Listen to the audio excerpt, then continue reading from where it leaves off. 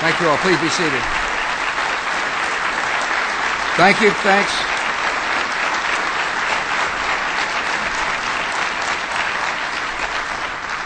Good morning. Thank you. Welcome to the State Department. I'm honored to address this historic meeting on energy security and climate change, and I appreciate you all being here. Energy security and climate change are two of the great challenges of our time. The United States takes these challenges seriously. The world's response will help shape the future of the global economy and the condition of our environment for future generations. The nations in this room have special responsibilities. We represent the world's major economies. We are major users of energy, and we have the resources and knowledge base to develop clean energy technologies. Our guiding principle is clear. We must lead the world to produce fewer greenhouse gas emissions, and we must do it in a way that does not undermine economic growth or prevent nations from delivering greater prosperity for their people. We know this can be done. Last year, America grew our economy while also reducing greenhouse gases. Several other nations have made similar strides. This progress points us in the right direction, but we've got to do more. So before this year's G8 summit, I announced that the United States will work with other nations to establish a new international approach to energy security and climate change. Today's meeting is an important step in this process. With the work we begin today, we can agree on a new approach that will reduce greenhouse gas emissions, strengthen energy security, encourage economic growth and sustainable development, and advance negotiations under the United Nations Framework Convention on Climate Change.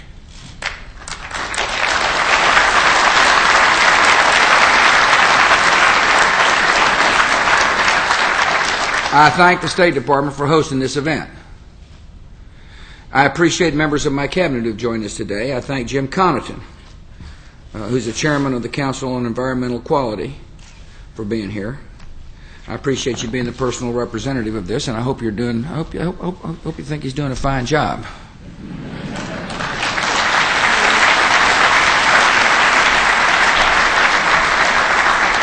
I welcome Minister Rahmat, the Minister of Environment of Indonesia, who's the chairman of the upcoming UN climate meeting in December.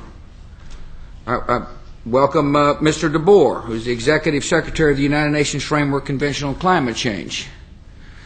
I welcome all the ministers and delegates who are here. We really appreciate you coming. I thank the ambassadors for joining this august group. I thank members of the Congress who've taken time to come by. Congressman Ed Markey of Massachusetts and Congressman Bart Gordon of Tennessee. I appreciate you taking time to come by and participate in these meetings. Everyday energy brings countless benefits to our people. Energy powers new hospitals and schools so we can live longer and more productive lives. Energy transforms the way we produce food so we can feed our growing populations. Energy enables us to travel and communicate across great distances so we can expand trade and prosperity. Energy sustains the world's most advanced economies, which makes it possible for us to devote resources to fighting hunger and disease and poverty around the globe. In this new century, the need for energy will only grow. Much of this increased demand will come from the developing world, where nations will need more energy to build critical infrastructure and grow their economies and improve the lives of their people. Overall, the demand for energy is expected to rise by more than 50% by 2030. This growing demand for energy is a sign of a vibrant global economy. Yet it also poses serious challenges, and one of them, of course, is energy security.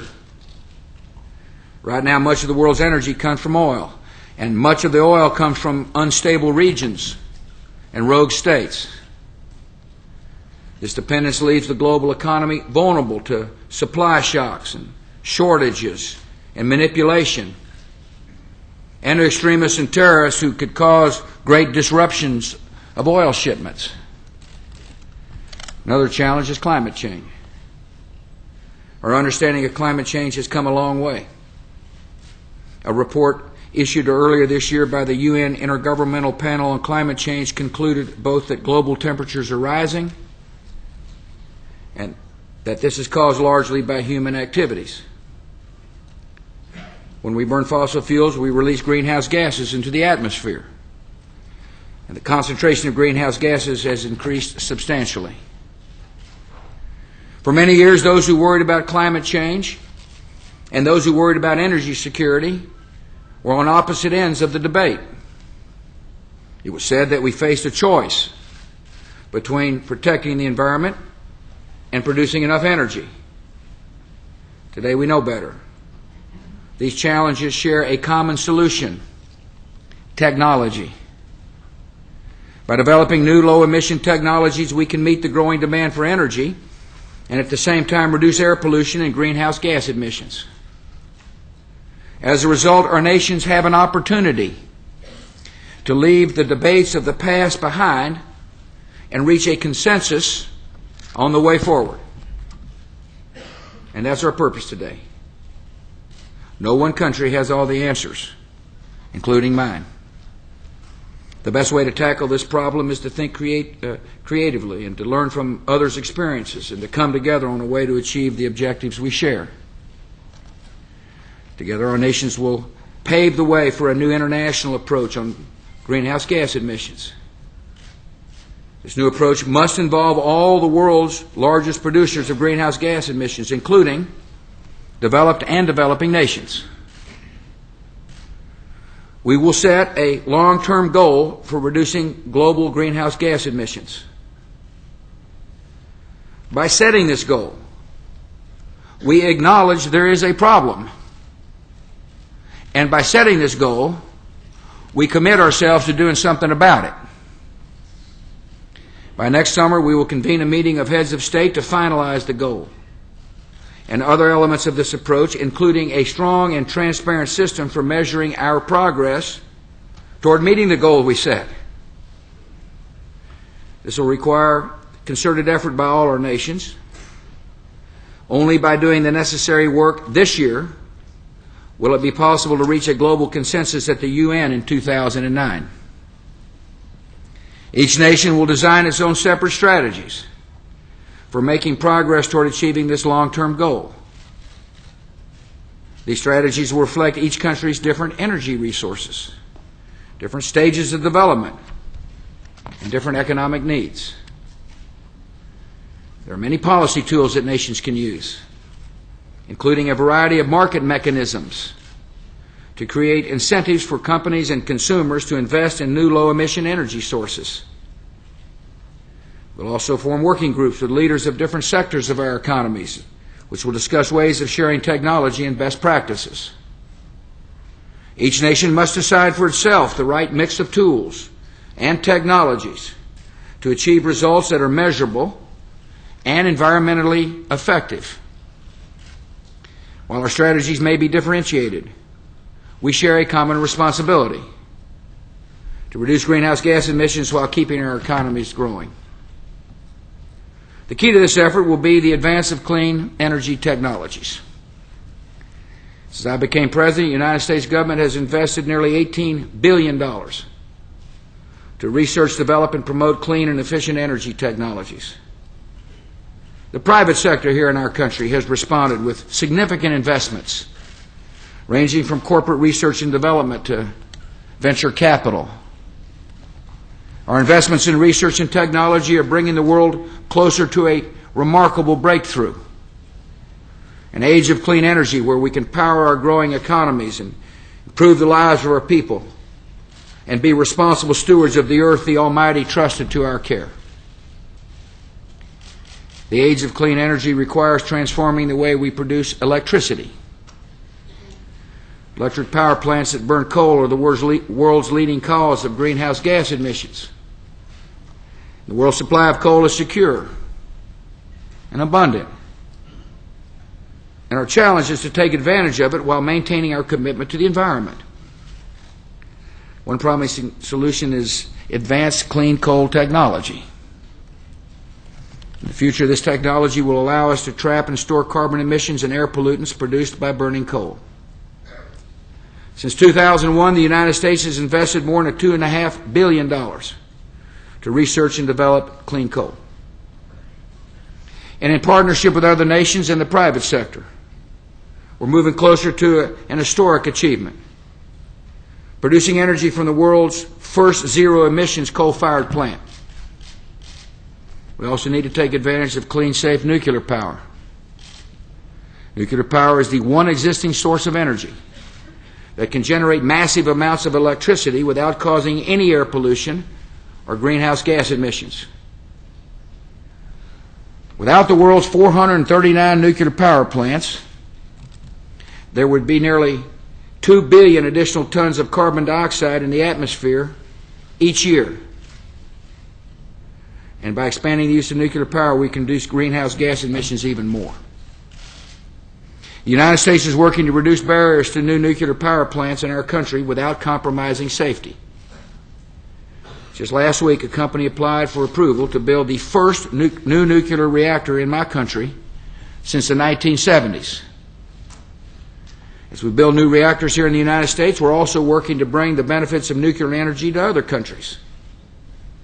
My administration has established a new initiative called the Global Nuclear Energy Partnership. This partnership will work with nations with advanced civilian nuclear energy programs such as France and Japan and China and Russia. Together we will help developing nations obtain secure, cost-effective, and proliferation-resistant nuclear power so they can have a reliable source of zero-emissions energy. We'll also need to expand our use of two other promising sources of zero-emissions energy, and that's wind and solar power. Wind power is becoming cost-effective in many parts of America. We've increased wind energy production by more than 300%. We also launched the Solar America initiative to lower the cost of solar power so we can help make this technology competitive as well. Taken together, low-carbon technologies like wind and solar power have the potential to one day provide up to 20% of America's electricity. The age of clean energy also requires transforming the way we fuel our cars and trucks. Almost all our vehicles run on gasoline or diesel fuel. This means we produce greenhouse gas emissions whenever we get behind the wheel. Transportation accounts for about 20% of the world's greenhouse gas emissions every year. To reduce these emissions, we must reduce our dependence on oil. So America is investing in new clean alternatives.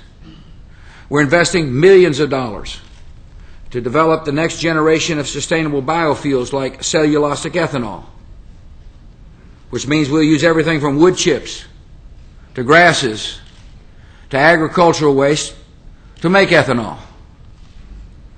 We're offering tax credits to encourage Americans to drive fuel-efficient hybrid vehicles. We're working to develop next-generation plug-in hybrids that will be able to travel nearly 40 miles without using a drop of gasoline. And your automobile doesn't have to look like a golf cart. We're on track to meet our pledge of investing $1.2 billion to develop advanced hydrogen-powered vehicles that emit pure water instead of exhaust fumes. We're also taking steps to make sure these technologies reach the market. We've asked Congress to set a new mandatory fuel standard that requires 35 billion gallons of renewable and other alternative fuels in 2017, and to reform fuel economy standards for cars the same way we did for light trucks. Together, these two steps will help us cut America's consumption of gasoline by 20% in 10 years. It's an initiative I've called 20 and 10. Ushering in the age of clean energy is an historic undertaking. We take it seriously here in the United States. And achieving this vision will require major investment in innovation by all our nations. Today, the United States and Japan fund most of the research and development for clean energy technologies. Meeting the objectives we share and the goal we're going to set will require all the nations in this hall to increase their clean energy research and development investments. We must also work to make these technologies more widely available, especially in the developing world. So today I propose that we join together to create a new international clean technology fund. This fund will be supported by contributions from governments from around the world, and it will help finance clean energy projects in the developing world. I've asked Treasury Secretary Hank Paulson to coordinate this effort. He plans to begin exploratory discussions with your countries over the next several months. At the same time, we also must promote global free trade in energy technology. The most immediate and effective action we can take is to eliminate tariff and non-tariff barriers on clean energy goods and services. As we work to transform the way we produce energy, we must also address another major factor in climate change, which is deforestation. The world's forests help reduce the amount of greenhouse gases in the atmosphere by storing carbon dioxide. But when our forests disappear, the concentration of greenhouse gas levels rise in the atmosphere. Scientists estimate that nearly 20% of the world's greenhouse gas emissions are attributable to deforestation. We're partnering with other nations to promote forest conservation and management across the world. We welcome new commitments from Australia, Brazil, China, and Indonesia. The United States remains committed to initiatives such as the Congo Basin Forest Partnership and the Asian Forest Partnership. We will continue our efforts through the Tropical Forest Conservation Act, which helps developing nations redirect debt payments toward forest conservation programs. So far, my administration has concluded 12 agreements, concluding up to 50 million acres of forest lands. America's efforts also include an $87 million initiative to help developing nations stop illegal logging. These efforts will help developing nations save their forests and combat a major source of greenhouse gas emissions. The United States has also taken steps to protect forests in our own country. It's one thing to help others. We've got to make sure we do a good job here at home. And we are. Since 2001, we've provided more than $3 billion to restore our forests and protect them against catastrophic fires as part of the Healthy Forest Initiative. In partnership with our farmers and ranchers, we're providing tens of billions of dollars in incentives for conservation, promoting sustainable public and private land management policies. By taking these steps, we've helped increase the amount of carbon storage in our forests, and we've helped safeguard a national treasure for generations to come. What I'm telling you is that we've got a strategy. We've got a comprehensive approach, and we look forward to working with our Congress to make sure that comprehensive approach is effective, and we look forward to working with you as a part of this global effort to do our duty. You know, we've done this kind of work before, and we have confidence in the success of our efforts. 20 years ago, nations finalized an agreement called the Montreal Protocol to phase out substances that were depleting the ozone layer. Since then, we have made great strides to repair the damage. Just last week, developed and developing nations reached consensus on speeding up the recovery of the ozone layer by accelerating the phase-out of these harmful substances. This accelerated phase-out will bring larger benefits because they'll dramatically reduce greenhouse gas emissions. We have seen what happens when we come together to work for a common cause, and we can do it again. And that's what I'm here to urge you. The United States will do our part. We take this issue seriously, and we look forward to bringing a spirit of cooperation and commitment to our efforts to confront the challenges of energy security and climate change. By working together, we will set wise and effective policies. That's what I'm interested in, effective policies. I want to get the job done. We've identified a problem. Let's go solve it together. We will harness the power of technology. There is a way forward that will enable us to grow our economies and protect the environment, and that's called technology. We'll meet our energy needs. We'll be good stewards of this environment. Achieving these goals will require a sustained effort over many decades. This problem isn't going to be solved overnight. Yet years from now, our children will look back at the choices we make today at this deciding moment. It will be a moment when we choose to expand prosperity instead of accepting stagnation. It'll be a moment when we turn the tide against greenhouse gas emissions instead of allowing the problem to grow. It'll be a moment when we rejected the predictions of despair and set a course of a more hopeful future. The moment is now, and I appreciate you attending this meeting. And we look forward to working with you. May God bless you all.